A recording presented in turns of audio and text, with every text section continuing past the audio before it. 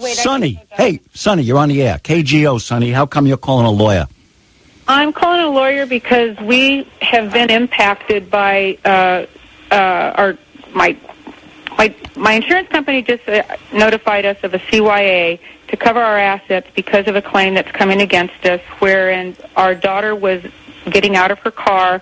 A cyclist was riding close to the cars, and the pedal hooked the door. Cyclist got injured in the fall. So wait, let me go through this. Your daughter opens the car door, and somehow or other, a cyclist hits the door just as she opens it, right? Correct. Okay. Whose car was she driving? She was driving one of our cars, one of our insured vehicles. Okay. All right. And does your insurance company know that your daughter drives your cars? Yes. So she's covered. What's the problem? Well, because we just got the CYA letter, which scares me to think that this person is going to be getting money that goes beyond our coverage. Wait, Sonny, hold on a second. Hold on. So let's break this down. Okay. Okay, you got two things. When you get sued, you got liability. And correct. How old is your daughter? 22. Okay. Thank God she's listed on your policy, because an argument could be made. I don't mean to knock your daughter. I know you love her, but it was her fault. She should have looked before you open a door. You got it? She was on the road side of the car, right? In other words, she wasn't on the sidewalk side. She was on the road, right? She opens it into the road. Yeah, the bicycle was there first. Your daughter should not have opened the door with the guy so close. No, wait a minute. Time out. Bicycle was not there first. And first of all, she did... Wait. Sonny, I told you, don't defend your daughter. It's totally irrelevant. Will you listen to me a second? Okay? It doesn't matter whose fault it is right now, because that's what you have insurance for. They'll protect you. You don't have to become like the lawyer for your insurance company defending your daughter. What I'm trying to say is the person that your daughter hit has a shot at getting money out of your insurance company. An argument could be made it's your daughter's fault. I really don't care whose fault it is, because that's not important to you right now. Do you know what I mean? Right? Yeah. You're more worried about, them taking your house away. That's damages. You got liability, and there's a chance of liability. Damages are, how much insurance do you have? What's your insurance coverage? $100 to $300 on liability. How badly was this bicyclist hurt? She broke her wrist. That's not worth $100,000. Probably required surgery. Still not $100,000. That's why I'm calling you. Yeah, so stop worrying. What I'm trying to do is reassure you, not insult your darling daughter. You've got to be really badly hurt to get $100,000 from an insurance company. So if she broke her... How old was the bicyclist? In her 40s, early 40s. Okay, and she's had surgery and she's getting around. Maybe it's worth $20,000, $30,000, $40,000, $50,000. I doubt if it's going to be over $100,000. Is it typical for them to sue in order for their medical coverage to cover the claim? I don't understand that question. It's typical for people to sue when they feel they were hurt because it was somebody else's fault. It's typical for your insurance company to say, no, it wasn't Sonny's daughter's fault. Yeah, okay. Does that answer it or not really? What's your question? I'm sorry.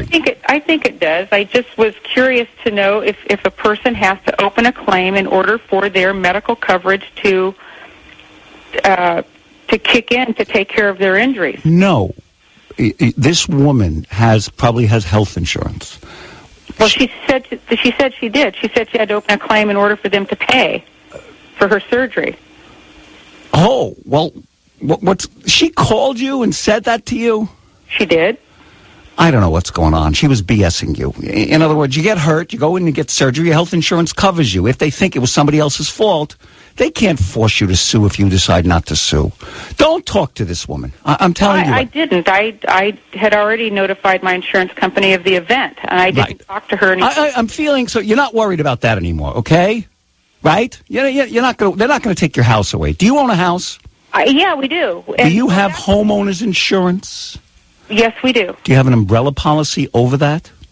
No, we don't. Okay, that's a good thing to have, an umbrella policy. I just made inquiry about it. Actually, I made inquiry last year and just didn't follow through with it. Yeah. What you do is a few $100 a year, probably. It's not that expensive. You can get $1 million or a $2 million umbrella, which will cover you over and above your other insurance. Mm-hmm. But I'm feeling a little feisty. You sound sounding a little feisty. I am a little feisty You today. are a little I had a feisty. little argument with my wife this morning. Stick around. I want to talk to you about why you don't think it was your daughter's fault. You ready for that, or you're afraid to take me on? Oh, no, I don't mind. Hold on. I'll get in an argument with the caller. Len Tillem, KGO. Sonny, you there? I'm here. Okay. So your daughter opened a car door and a bicyclist hit the car door and got hurt, and they're suing you for a lot of money. And I told you not to worry because, first of all, another reason is your insurance company can't just settle the case and say to the person, here's $500,000, we'll cover Sonny for $100,000 and take her house away. They can't settle the case and leave you exposed. They can only settle the case if they give you, the person who's injured gives you and your daughter a complete release. So don't worry about that. But Okay. you were telling me, because you're a mommy who loves her daughter, tell us again how the accident happened, what your daughter told you. Well, actually, I was there. Okay, you saw it. Who was driving the car? The car. Our daughter was driving the car. Mm-hmm. The car was parked. Motor was off. I was not in the car, so I didn't see the accident occur. Mm-hmm.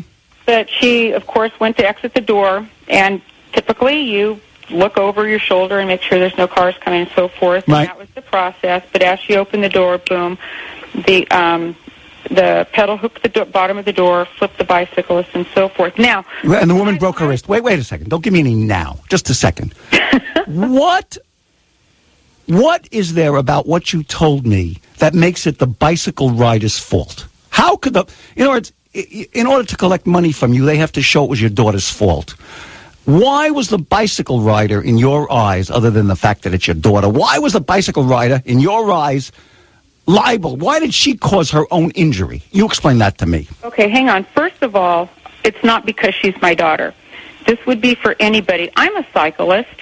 My husband and I used to... You didn't answer my question, Sonny. The question is, what did the bicyclist do to cause that accident? Driving way too close, not availing herself to the rest of the lane in traffic aisle, and driving way too close to parked cars, making herself vulnerable to injury if somebody were to exit their car and miss her in their line of sight as they checked over their shoulder. So you're saying the bicyclist...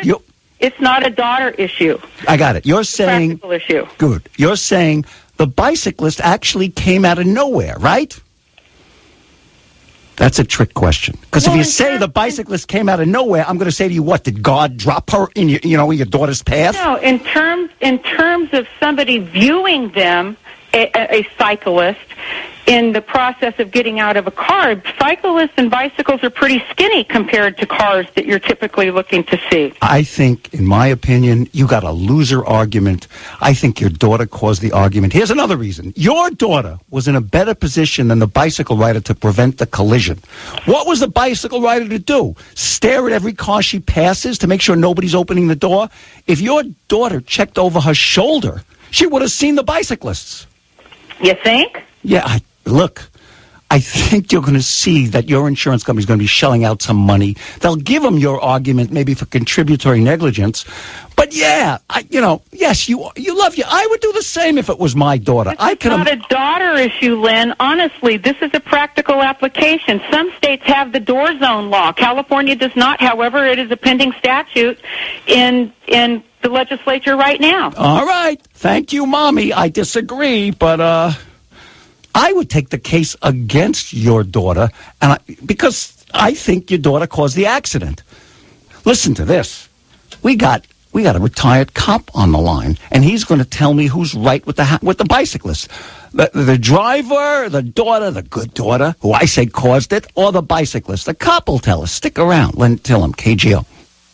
We got a retired CHP officer on the line. Jim, are you there? I certainly am, sir. Okay, so you heard the call where the mommy says my daughter's not at fault, even though she opened the... What's that noise in the background? Is the radio on? No, it's not. Okay, all right. Anyway, okay, you heard the call. Who's right? What's the story on opening a car and hitting the bicyclist hits the door? Yeah, the driver, the operator of the vehicle is at fault because the door that opens into traffic, that's where the violation is. Section 22517 of the California Vehicle Code requires opening the door in a safe manner that does not impede the flow of traffic.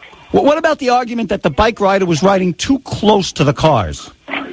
the bike rider is required to ride as close as possible to the right side of the roadway, because otherwise they're encumbering traffic, motor vehicles and such that are trying to go use the width of that lane. Otherwise, they'd be backed up behind it. I love this. You know, here it is. I'm right. The woman's wrong. Where were you when I had the argument with my wife? If you would have rang the bell and come in and told my wife I was right, I would have loved that too, you know, because I was.